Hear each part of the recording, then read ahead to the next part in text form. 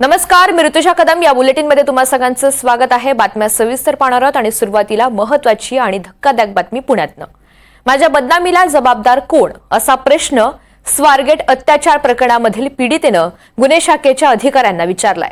या संदर्भात पोलीस सूत्रांकडून माहिती समोर आली आहे. तपास गुन्हे शाखेकडे वर्ग झाल्यानंतर गुन्हे शाखेच्या अधिकाऱ्यांनी पीडित मुलीशी संवाद साधलेला होता आणि यावेळी पीडितेनं विचारणा केली आहे. यावर अधिकारी सुद्धा निरुत्तर झाल्याचं समजतंय.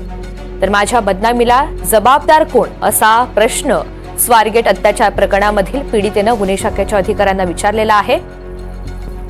या सगळ्या संदर्भातली माहिती पोलीस सूत्रांकडून मिळतेय. दरम्यान स्वारगेट बलात्कार प्रकरणी आज सुनावणी पार पडणार आहे. बलात्कार प्रकरणी असीम सरोदे यांच्याकडून जिल्हाधिकाऱ्यांकडे अर्ज दाखल करण्यात आलेला होता आणि याच अर्जावर आज सुनावणी होणार आहे.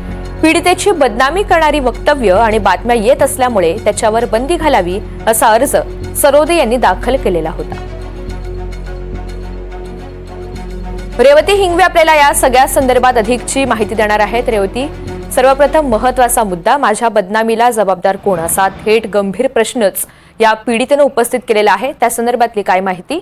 दुसरा महत्वाचा मुद्दा, स्वारगेट बलात्कार प्रकरणी आज सुनावणी होणार आहे. आज नेमकं काय घडेल?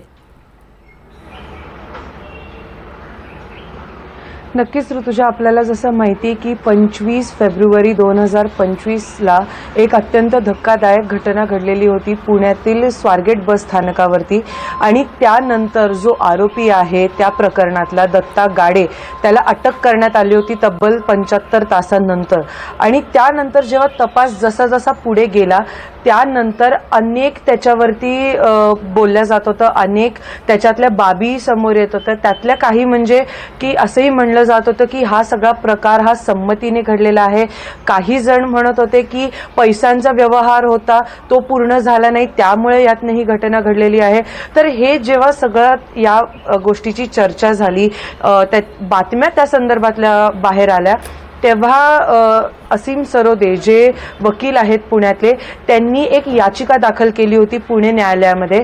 तेव्हा ती याचिका फेटाळण्यात आली होती. असं म्हणलं गेलं होतं, त्या याचिकामध्ये असं म्हणलं गेलं होतं की मुलीची बदनामी होत आहे, त्याबद्दलच्या बातम्या तशा येत आहेत, त्यामुळे या मुलीच्या बदनामीला जबाबदार कोण अशा प्रकारची ही याचिका दाखल करण्यात आलेली होती. आणि त्यानंतर ती याचिका फेटाळण्यात देखील आली होती. कारण याचिकेमध्ये न्यायालयाने असं म्हणलं होतं की हे जे सगळे आदेश आहेत ते फक्त आणि फक्त जिल्हाधिकारी जे पुण्याचे आहेत ते देऊ शकतात. त्यानंतर असीम सरोदेंनी पुन्हा एकदा अर्ज केलेला आहे. जितेंद्र डुडी जे पुण्याचे जिल्हाधिकारी आहेत त्यांच्याकडे त्यांनी पुन्हा एकदा हा अर्ज केलेला आहे आणि त्यावरती आज सुनावणी होणार आहे.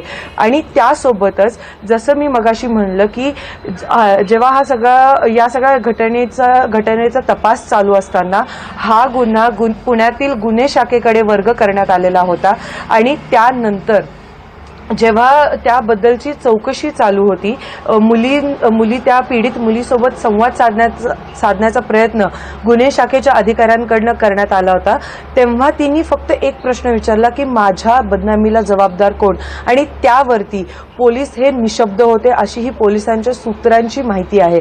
कारण जसं की मी मगाशी म्हणलं ऋतुजा की या प्रकरणामध्ये एक हा अत्याचाराचा प्रकार आहे, अत्याचाराची ही घटना आहे. अतिशय गंभीर असा हा मुद्दा असताना, प्रकरण असताना संवेदनशीलता बाळगण्यात आलेली नाही आणि अशा पद्धतीची वक्तव्य करण्यात आली. आणि या सगळ्या संदर्भात आज सुनावणीत नेमकं काय समोर येतं हे पाहणं महत्त्वाचं असेल.